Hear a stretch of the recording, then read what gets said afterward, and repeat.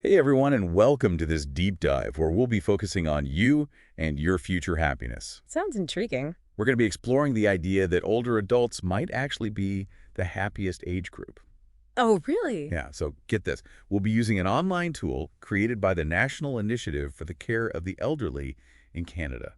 It's Interesting. got some great information about the science of happiness as we age, and it really makes you think. Okay, so are you saying that aging doesn't automatically mean less happiness? That's exactly what we're going to explore.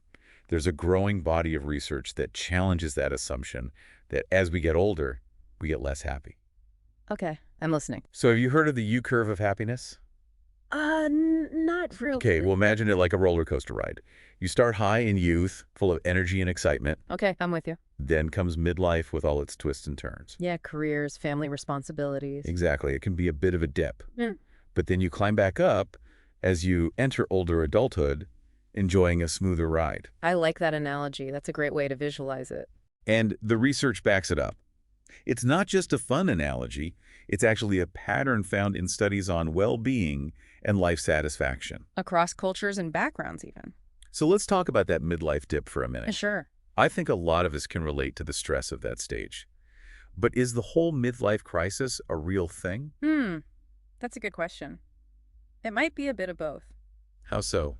Well, midlife is definitely a time of transition for a lot of people. Oh, absolutely. But this idea of a universal crisis that everyone goes through. Right, like hitting 40 and buying a red sports car. Exactly. Not necessarily supported by all the data. Really? For example, there's research showing that the concept of a midlife crisis is much less prominent in some cultures like Japan and India. Huh. That's fascinating. So it seems that cultural factors play a big role in how we experience this stage of life. But that makes sense. It's not like everyone has the exact same experience. Exactly. What's important is recognizing that midlife can be a time of both challenges and opportunities. Right, it's about reevaluating priorities, maybe making some changes, setting ourselves up for a fulfilling second half of life. I like that perspective. So let's climb that U-curve now and talk about why happiness might actually increase as we get older. Okay, let's do it. What's going on up there in that upward swing? Well, there are a few theories. One is that as we become more aware of our own mortality, we start to appreciate the good things more.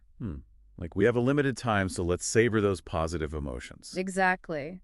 We might prioritize things like genuine connections and meaningful experiences. And spend less time on things that don't really matter. Right. It's like as we age, we become more aware of what truly matters in life. Instead of sweating the small stuff, we focus on what really brings us joy. Precisely. And that shift in focus can lead to a deeper sense of happiness and fulfillment. Okay, that makes a lot of sense. What other theories are there? Another one focuses on shifting priority. Like how our priorities change as we get older. Exactly. As we move beyond those intense career-building years, we might naturally shift our focus to other things. Like what? Things like relationships, meaningful experiences, giving back to others. I see. Those things tend to be strong predictors of happiness, and they often become more central to our lives as we age. So it's not just about what we're doing, but how we're thinking. Gotta.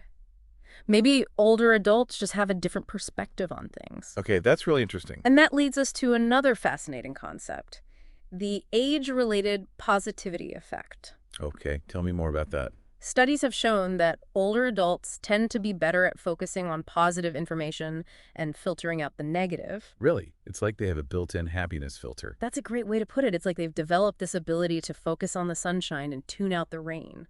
I love that. Yeah. And this might also tie into the idea of mellowing with age, right? Yes, absolutely. Uh, Our source mentioned that older adults might be more comfortable with uncertainty. They're more accepting of life's ups and downs. Precisely.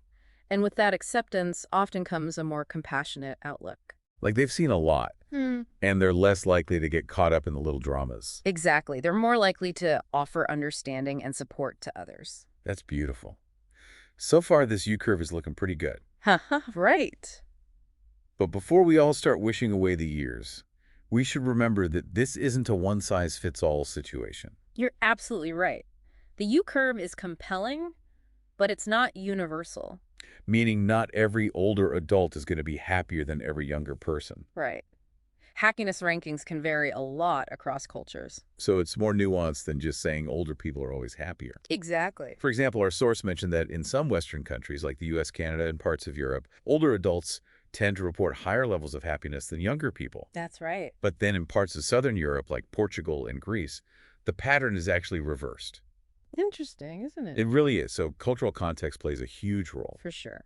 What we value, how we view aging, the support systems we have in place, all of these factors contribute to the equation. It's a complex interplay of factors, for sure. And that brings us to a fascinating twist in this whole happiness tale, especially when it comes to younger generations. Oh, this should be good. Buckle up, because this is where things get really interesting. I'm ready. Recent research has found that younger people are actually reporting lower levels of happiness than before. Wow, that's a big shift. It really is. It challenges the classic U-curve model. So instead of a U shape, we might be seeing a more linear increase in happiness with age. At least in certain parts of the world. That's fascinating. What could be causing that kind of shift? Well, that's the million-dollar question, isn't it? There are a lot of potential factors at play. Yeah, it's a complex issue that deserves more exploration. Absolutely. But let's dive into some of those potential factors in our next in appreciation for every stage of life. That's wonderful. So if our listeners want to learn more, where can they go? They can check out the online tool we use from the National Initiative for the Care of the Elderly in Canada. We'll be sure to include a link in the show notes. They have tons of information on aging and well-being. Great. And of course, there are other resources out there too. Absolutely. I encourage everyone to stay curious and keep learning. To explore different perspectives. Lifelong learning is so important. I agree. So as we wrap up, I want to leave our listeners with one final thought. Okay. The U-curve is a great model, but it's not everything. Right. Happiness is not a destination, it's a journey. A journey that's unique to each of us. So embrace that journey with all its twists and turns. And remember that you have the power to create a life filled with meaning, purpose, and joy. That's a beautiful thought, and I think it's the perfect way to end this deep dive. I agree. Thanks for joining us, everyone, and we'll see you next time.